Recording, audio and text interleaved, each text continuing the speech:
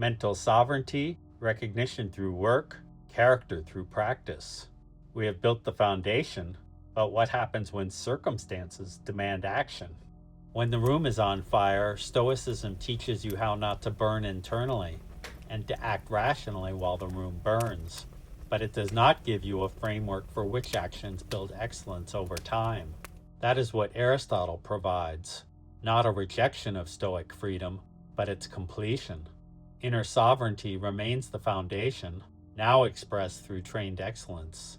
Not either or, Stoic freedom expressed in Aristotelian form.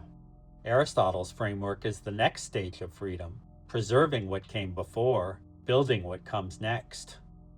23 centuries ago, Aristotle mapped the architecture of human excellence. 4 cardinal virtues: courage, temperance, justice, practical wisdom, each trained through habituation, each calibrated to a precise balance point between 2 extremes. This framework would become the blueprint for character development in the West. But Aristotle's most famous student would demonstrate exactly what happens when you have the training, but ignore the framework. Alexander the Great, Aristotle's personal student, whom he tutored from age 13 to 16.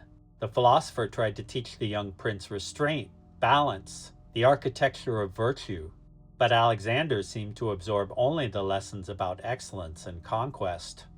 Aristotle's Politics warned that a man of preeminent virtue is like a god among men and cannot be ruled by ordinary law. Aristotle meant this as a warning. Alexander took it as permission.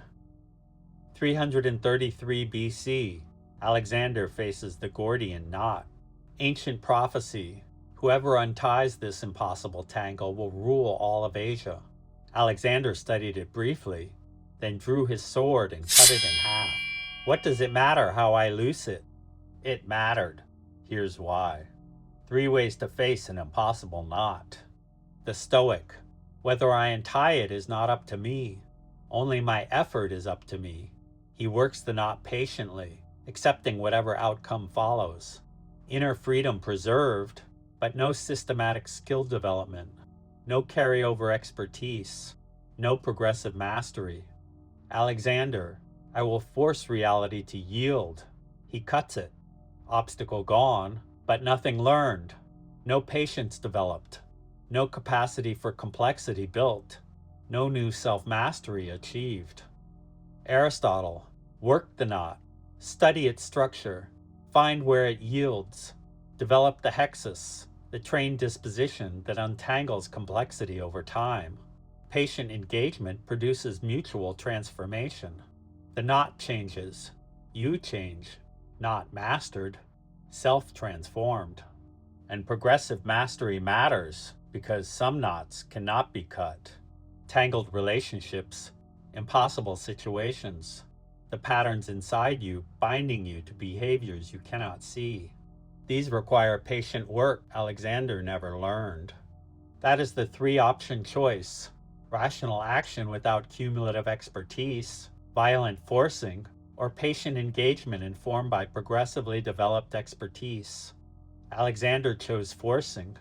It won him an empire, but it would also destroy him. Alexander conquered most of the known world by 30, but by 32 he would be dead, destroyed by the very qualities that made him great. Courage twisted into recklessness, ambition morphed into megalomania. He cut every external knot. He died tangled in internal ones. And here is the question we will carry through this arc. Could Alexander have untied those internal knots? Or was there something inside him, some force that even Aristotle's training could not reach, that was always going to break free? We will return to that question. For now, remember, Aristotle tried to train the rider. The beast was always there.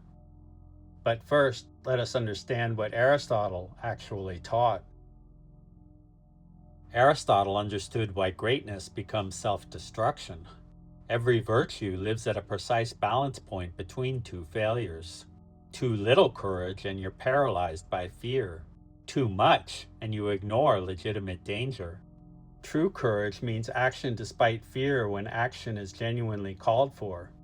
This is contextual calibration, not a fixed rule, trained judgment about what this situation requires.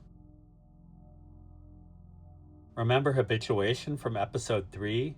How we built character dispositions like courage, temperance, justice through repeated action?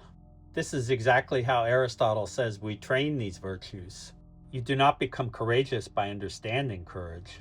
You build it like a muscle through progressive resistance until the brave response becomes second nature, your hexis, your character's settled disposition.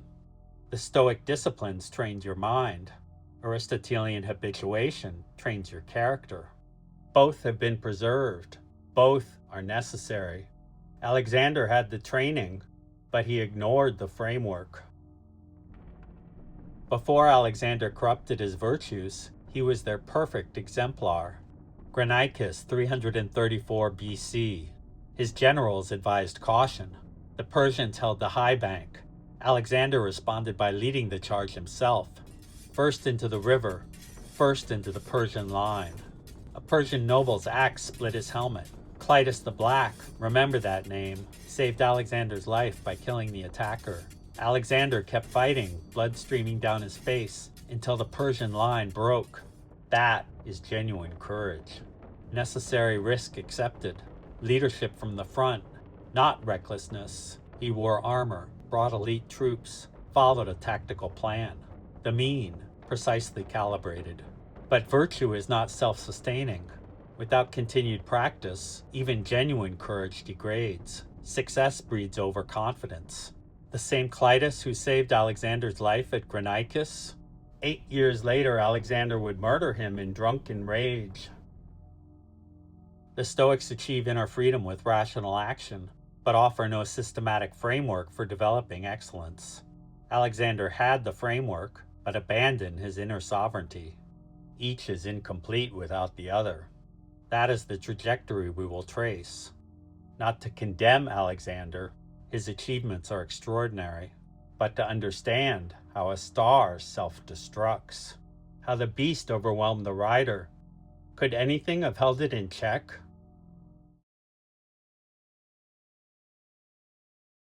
Now, what does this mean for you? Aristotle gives us what the Stoics do not, a systematic framework for developing excellence. Not just rational action with equanimity, the architecture for training virtues that compound over time. Think about your own life. Where do you face situations requiring courage?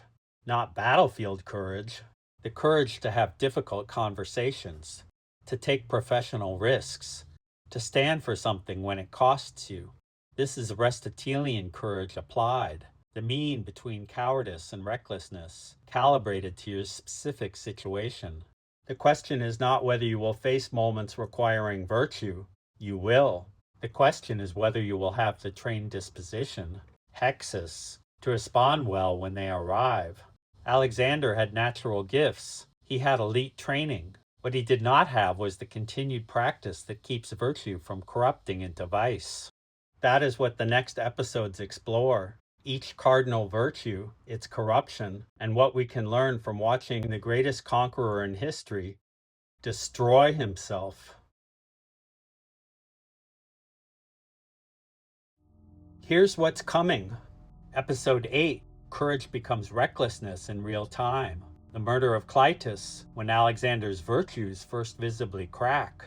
Episode 9, Temperance Fails at Persepolis. A night of celebration becomes an act of destruction Alexander would regret for the rest of his life. Episode 10, Justice Corrupts into Tyranny. Alexander begins executing his own generals on suspicion alone. Episode 11, Practical Wisdom. Phronesis abandons him entirely when he tries to make his Macedonian soldiers bow to him as a god. Episode 12, The Final Unraveling. A man who conquered the world but could not conquer himself. That is the arc, Aristotle's virtues trained into Alexander, corrupting one by one. Next episode, Courage Becomes Recklessness. The death of Clitus the Black.